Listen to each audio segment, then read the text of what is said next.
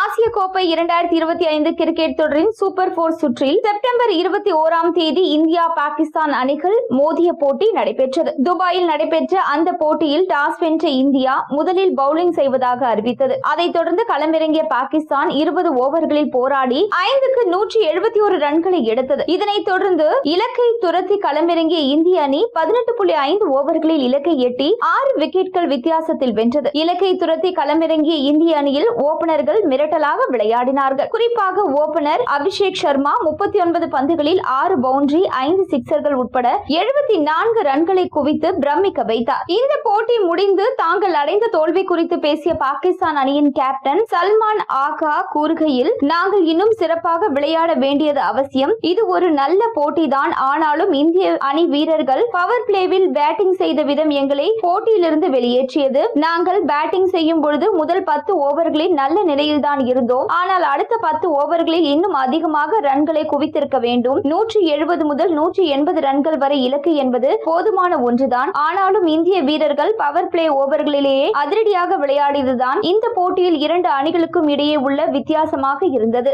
இந்திய அணியின் வெற்றிக்கு அவர்கள் கொடுத்த அற்புதமான துவக்கமே காரணம். அதனாலே நாங்கள் தோல்வியை சந்தித்தோம் என சல்மான் ஆகா கூறியது குறிப்பிடத்தக்கது.